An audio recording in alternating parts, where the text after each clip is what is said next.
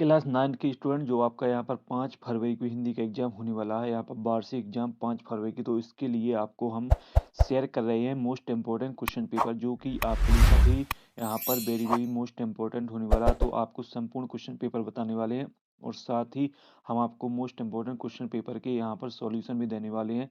तो यदि आप चैनल पर नए हैं तो चैनल को सब्सक्राइब, वीडियो को लाइक ज़रूर करें।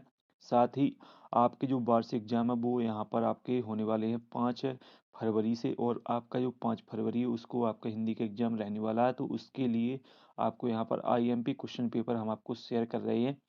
तो जो स्टूडेंट चैनल पर नए हैं वो चैनल को सब्सक्राइब, वीडियो को लाइक करें, क्योंकि आपको यहाँ पर इस चैनल पर मोस्ट इम्पोर्टेंट क्वेश्चन पेपर आपको प्रोवाइड किए जाएंगे जो आपकी परीक्षा के लिए काफ़ी हेल्पफुल होने वाले हैं। तो यहाँ पर स्टूडेंट्स आप देख सकते हैं,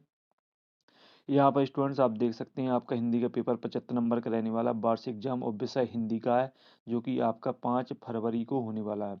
और यहाँ पर 23 क्वेश्चन आपके इस पेपर में पूछे जाएंगे। तो जो पेपर हम आपको बता रहे हैं ये आपके लिए महत्वपूर्ण यानी महत्वपूर्ण क्वेश्चन पेपर होने वाला है। तो आप अच्छी तैयारी कर लें, और साथ ही जो पेपर हम आपको बता रहे हैं इस पेपर के जो क्वेश्चन हैं उनके सॉल्यूशन भी हम आपको देंगे। तो उन क्वेश्चन को भी आपको देखना है और आंसर को भी देखना है। तो पहला क्वेश्चन देख लेते हैं। तो स्टूडेंट्स आपका जो पहला क्वेश्चन है वो आप यहाँ पर देख लीजिए। सही विकल्प चुनकर लिखिए, आपको सही विकल्प चुनना है। पहला प्रश्न रहेगा सही विकल्प, जो कि 6 नंबर के आपके सही विकल्प पूछे जाएंगे। देख लीजिए, जिसमें आपका जो पहला प्रश्न है वो आप यहाँ पर पढ़ सकते हैं। सूरदास किस भक्ति शाखा के कवि हैं? तो इसमें आपको 4 विकल्प देखने को मिल जाएंगे, जिसमें आपका पहला विकल्प है राम भक्ति शाखा, दूसरा विकल्प है कृष्ण भक्ति शाखा, तीसरा विकल्प है प्रेम मार्गी शाखा, चौथा विकल्प है आपका ज्ञान मार्गी शाखा। तो इसमें आपका करेक्ट आंसर जो रहेगा वो आपका यहाँ पर कृष्ण भक्ति हो जाएगा। अब आता है दूसरा प्रश्न। तो दूसरा प्रश्न है आपका प्रेम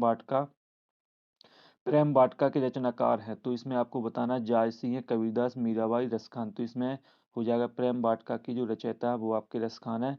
फिर है तीसरा, दो वर्णों के मेल से उत्पन्न विकार को कहते हैं? समाज, संधि, व्यंजन, स्वर। तो इसमें हो जाएगा आपका संधि। फिर आपका आता है यहाँ पर चौथा। तो स्टूडेंट्स अपनी कॉपी में जो सॉल्यूशन है उसे नोट करते जाएं और क्वेश्चन को भी नोट करते जाएं और साथ ही याद भी कर लें। इसके बाद आता है आपका चौथा प्रश्न।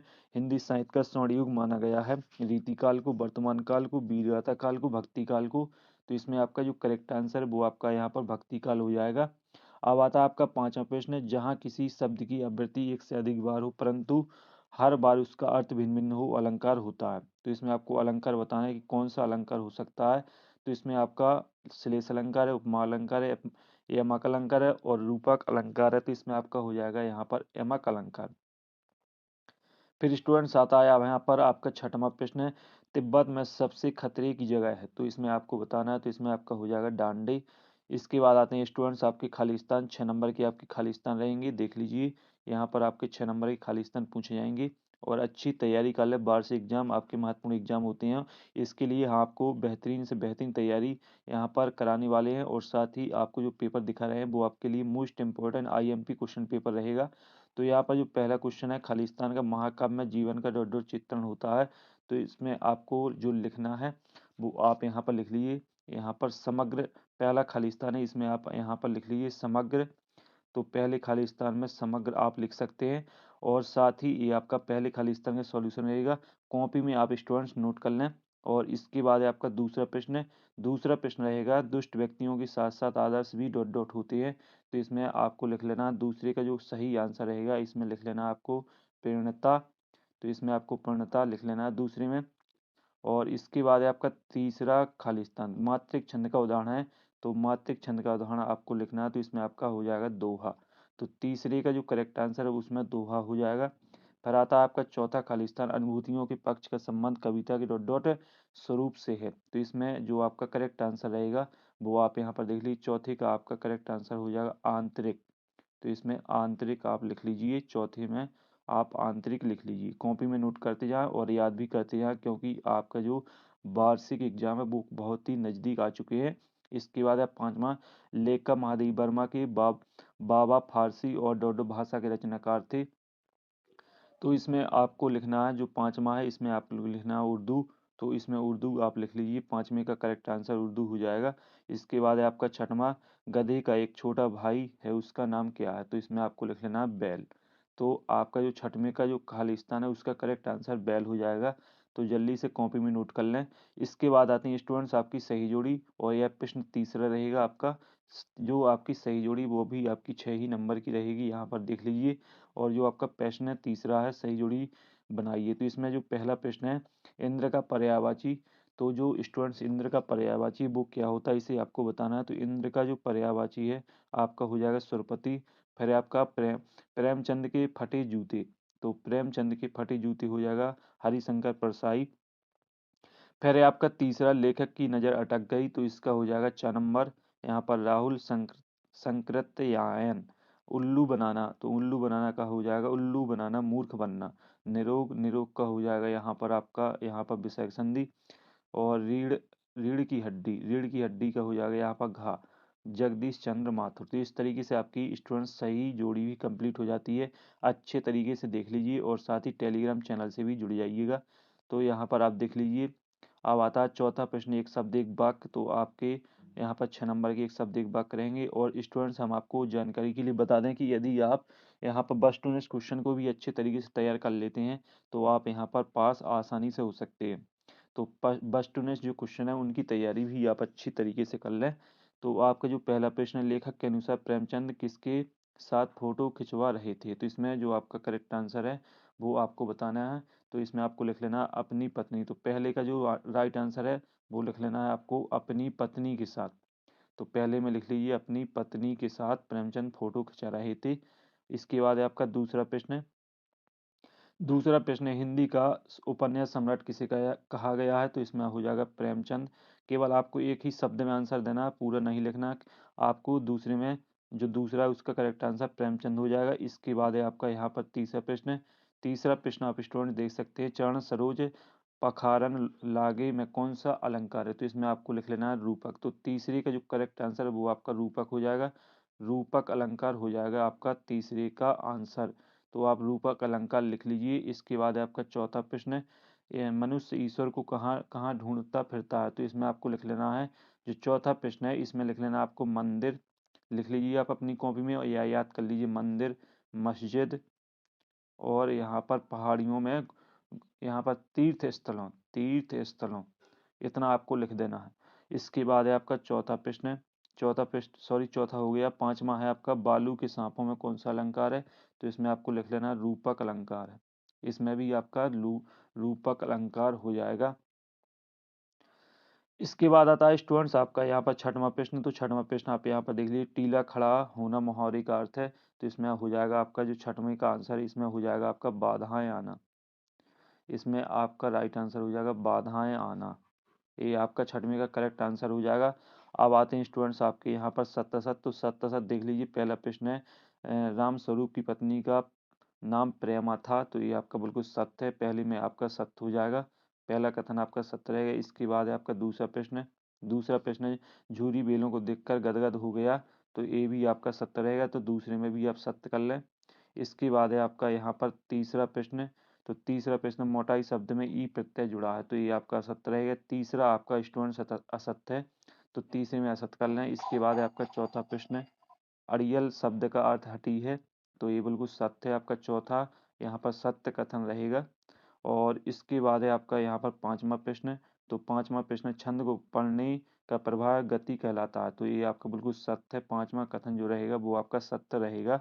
अब आता है आपका यहाँ पर छठवां प्रश्न, राम भक्ति सागर के प्रमुख कवि सूरदास जी हैं। तो ये बिल्कुल असत्य है, छठवां आपका असत्य रहेगा।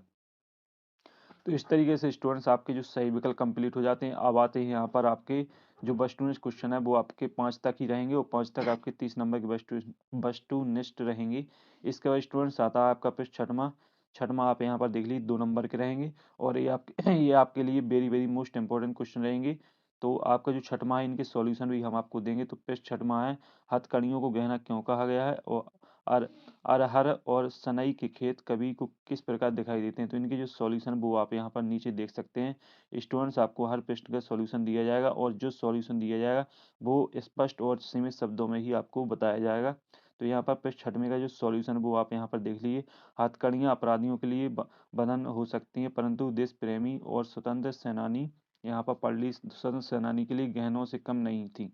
उन्होंने यह देश को स्वतंत्र कराने के महान उद्देश्य को पूरा करने के लिए पहनी थी, इसलिए हथकड़ियों को गहना कहा गया। तो इस तरीके से सॉल्यूशन रहेगा। ये पृष्ठ 6वें का सॉल्यूशन है। पृष्ठ 6वें की अथवा का सॉल्यूशन भी आप यहाँ पर देख लीजिए। तो स्टूडेंट्स पहले क्वेश्चन को पढ़ लेते हैं और आपको संपूर्ण सॉल्यूशन बताएंगे। संपूर्ण सॉल्यूशन हमने आपको हल करके बताने वाले हैं, तो आप पहले पृष्ठ को देख लीजिए, इसके बाद ही सॉल्यूशन हम देखेंगे वीडियो में। तो प्रश्न 8वें का सॉल्यूशन आप यहाँ पर देख लीजिए। काव्य किसे कहते हैं, उनके दो भेद लिखिए। और इसके बाद 8वें का अथवा दोहा की परिभाषा उदाहरण सहित लिखिए। इसके बाद 9वां प्रश्न आप यहाँ पर देख लीजिए। उत्प्रेक्षा अलंकार की परिभाषा उदाहरण सहित लिखिए। महाकाव्य खंडकाव्य में अंतर लिखिए। 10वां प्रश्न है आपका भक्ति काल के दो कवि एवं प्रत्येक की दो रचनाएं लिखिए। और इसका जो अथवा है वो आप यहाँ पर देख लीजिए। रस किसे कहते हैं, रस के अंगों के नाम लिखिए। 11वां प्रश्न है अनुप्रास अलंकार की परिभाषा उदाहरण सहित लिखिए। मात्रिक छंद किसे कहते हैं, किसी एक मात्रिक छंद का नाम लिखिए। तो यहाँ पर 11 तक के सॉल्यूशन देख लीजिए, हम आपको दिखा रहे हैं।